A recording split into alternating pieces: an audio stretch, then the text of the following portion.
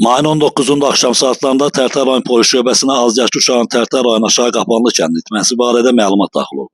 Məlumat daxil olan kimi rayon polis şöbəsinin əməkdaşları tərəfindən dərhal axtarış tədbirlərinə başlanıb.